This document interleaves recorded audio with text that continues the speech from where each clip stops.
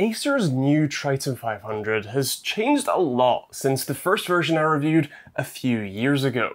It seems gone are the days when this was a pretty, well-priced mid-range machine that punched up pretty hard.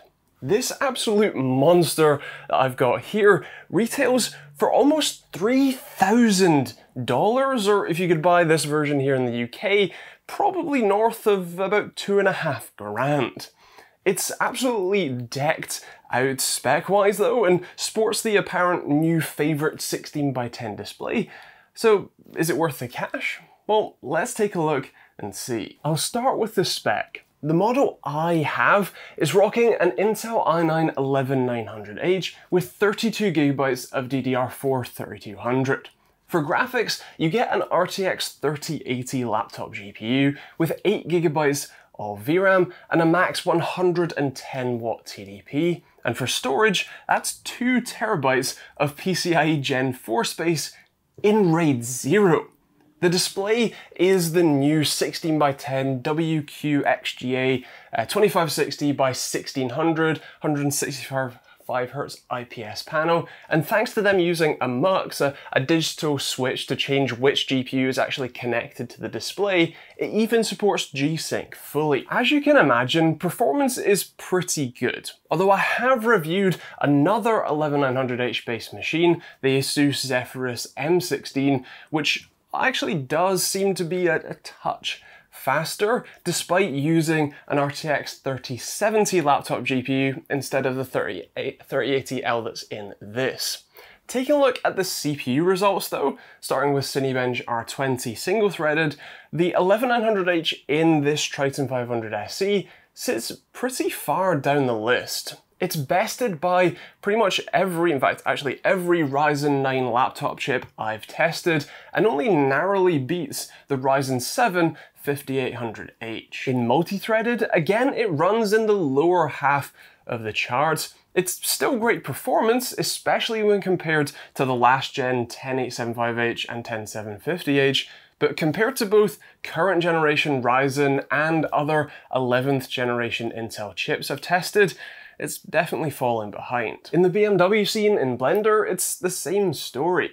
Its extreme mode offers decent but still not game-changing performance, although in the default mode, it's down to near the ProArt Studio Book, which had its fan curve set aggressively quiet in its normal mode, meaning performance was pretty limited.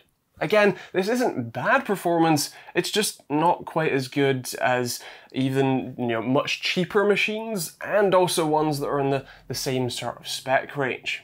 The Gooseberry scene is again very similar, although thanks to a very similar total power consumption, the gap between the default and extreme modes isn't all that large. In the Puget Bench suite, starting with Premiere Pro, interestingly, the Triton finally nears the top of the list, although it's still technically outperformed by the Zephyrus M16, which has the same 11900H, albeit with a lower end GPU and slower storage.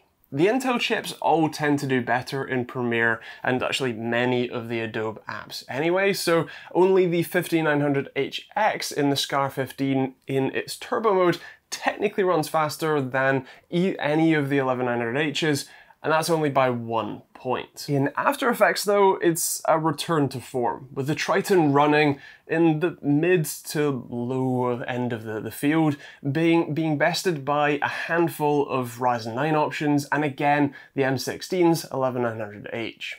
Again, this is still good, a good result for sure, but just not quite as good as you would perhaps hope. And finally, in Photoshop, it actually runs as one of the lowest scoring chips at around 800 points, compared to more like 1000 for the M16 and a number of the Ryzen chips too. Now, you might be a little confused why this machine, which on paper looks like it should be just as fast, if not faster, than the Zephyrus M16, but in practice is more like 15% slower on average. That's thanks to this, the power consumption.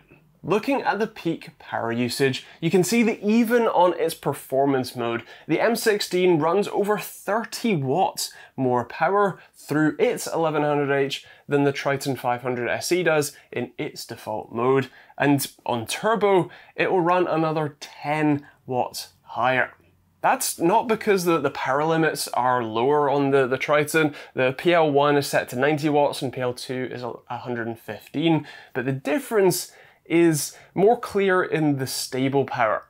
The Triton can only run about 68 watts from this configuration. That's all the cooler could reasonably sustain in longer workloads versus around 100 watts in the Zephyrus. That's where the performance gap generally comes from. That also translates into gaming performance, as in Watchdogs Legion, it sits in the middle of the pack despite its top shelf specs. It's still nowhere near bad at all, but again, it's not quite on par with its rivals. Cyberpunk is the same, still averaging between 55 and 60 FPS on ultra settings at 1080p, but the 3070 based M16 is running more in the high 60s to low 70s instead. CSGO, in its standard mode, actually matches the 15900X and 3080 that's in the Scar 15, but when you enable the turbo or the extreme mode, the CPU has more room to boost, netting you an extra 44 FPS average, which is a sizable advantage for sure. Microsoft Flight is, as always, somewhat running pretty close to its apparent cap of around 50 FPS with this latest update, although somehow the Nitro 5 from Acer themselves with its Ryzen 5 5600H and RTX 3060 laptop chip actually slightly outpaces the Triton 500 SE when it's not in its high fan mode. Finally, in FORTNITE, the Triton is towards the back of the pack, although it is still fairly close to the Zephyrus M16 and still running over 110 FPS average, so it's not too bad. Of course, those were all at 1080p, which isn't native to both the screen and even the aspect ratio, so here's a quick look at the native 1600p performance. CSGO doesn't drop all that much between the modes, still running at around 250 FPS at high settings.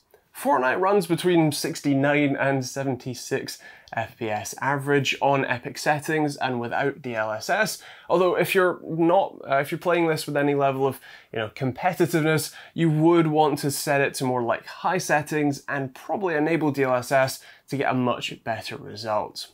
Watchdogs on Ultra is always pretty rough, so again you would want very high or high settings here instead. Microsoft Flight is again also a pretty tough title, and so that would be a better playing experience if you set that more to, I think it's called high end rather than ultra. And in Cyberpunk, that's only pushing around 30 FPS average, which is far from perfect. Again, that is on ultra settings, so I think if you wanted to play Cyberpunk well on this machine, I would probably set it to more like medium settings for a properly good experience. Now, since we're talking about the screen, it's worth covering that in some more detail. This is an IPS panel that Acer lists with a sticker right on the panel as saying it's a 3 millisecond display, and I finally now have a working version of my OS RTT device, so using that reports a complete transition time average of just over 4 milliseconds.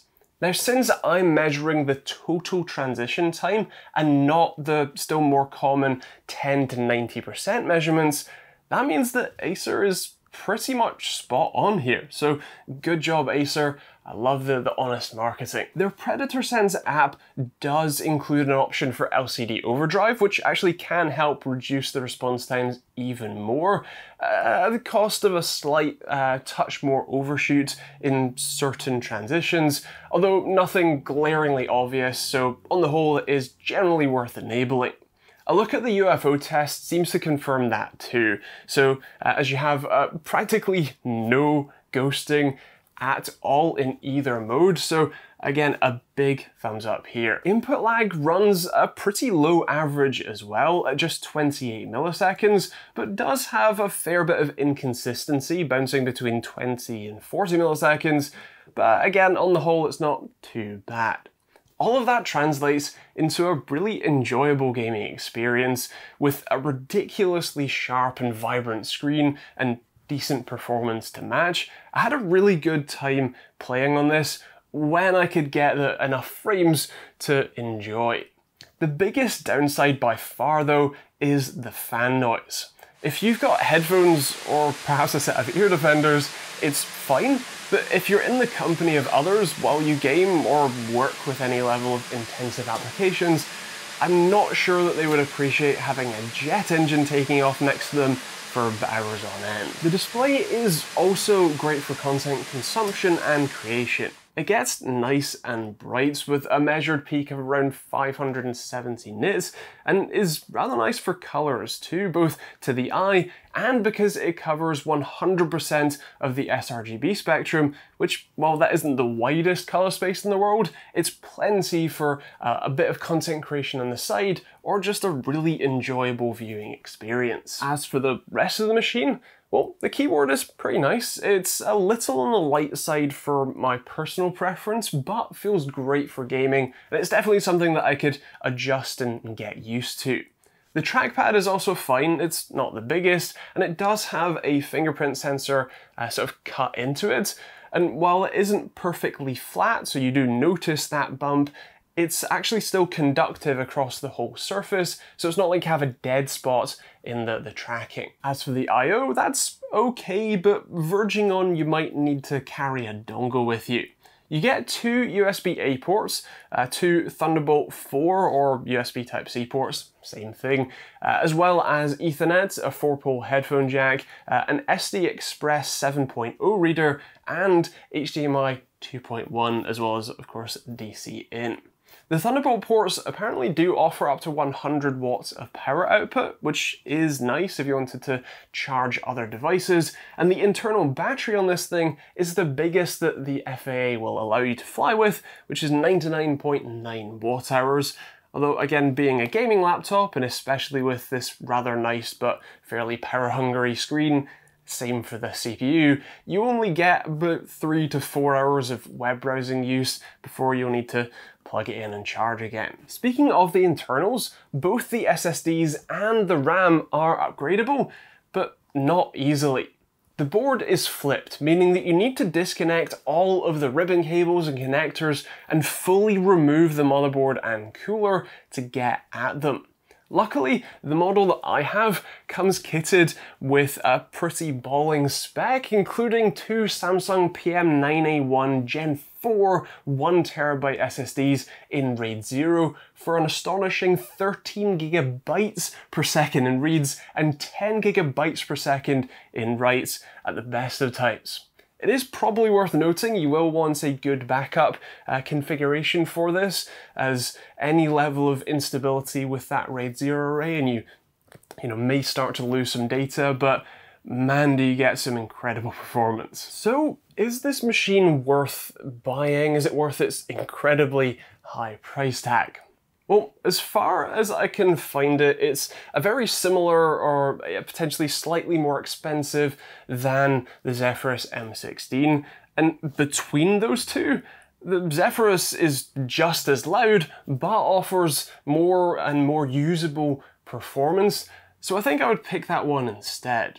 If you're looking at the wider market though, I would still argue that AMD's Ryzen laptop chips offer a better end user experience thanks to lower power consumption, and therefore they get to be much quieter systems with better battery life while still offering very similar to, in some cases, better performance.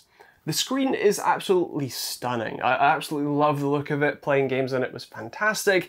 But it is also likely the same panel as pretty much every other laptop manufacturer that's including this new wave of 16:10 laptops are using. Actually, that's a trend I'm not personally a massive fan of, so it's not overly unique, even if it is quite nice.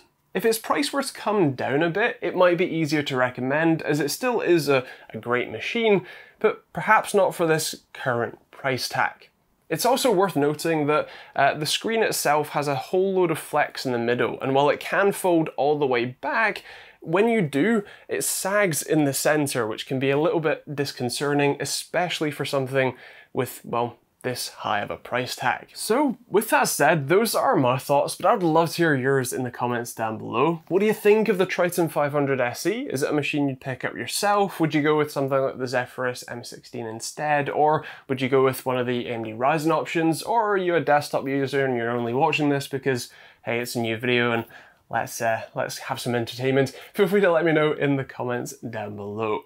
I'll do my best to leave a link to this in the description down below. Availability of this specific one seems to be a little bit difficult to find, but like I said, I'll do my best to leave a link in the description for you. That will be an Amazon affiliate link that will take you to your local Amazon store where you can see stuff like pricing when and where you watch this, because it can and does vary. If you want to see more videos like this one on a Monday, Wednesday, and Friday basis, or you just want to stay tuned for the full launch video of my open source monitor response time testing tool, then you can hit that subscribe button and turn on the bell notification icon. If you want to support the channel and keep me making both these videos and the projects like that, then you can do so with the YouTube join button, where you get access to our Money Men Discord chat, sponsor-free videos, and some cool emojis to use in the comments and on our weekly live streams. If you'd prefer to support on Patreon instead, you can do that with a link in the description, or there's a load of other links in the description you can check out for merch or hoodies or t-shirts like this one. This is my At The Wheel car channel, which you can check out on the end cards as well, or there's a load of tech designs you can check out too. There's also stuff like affiliate links for places like Overclock UK if you're buying from there, VPN options, Hubble Bundle, Streamlabs OES, and a whole load of other stuff, so do feel free to check it out. I'll leave some more videos on the end cards, probably the Zephyrus video if you're interested, and otherwise, if you've got any questions, leave those in the comments down below. Thanks for watching, and we'll see you on the next video.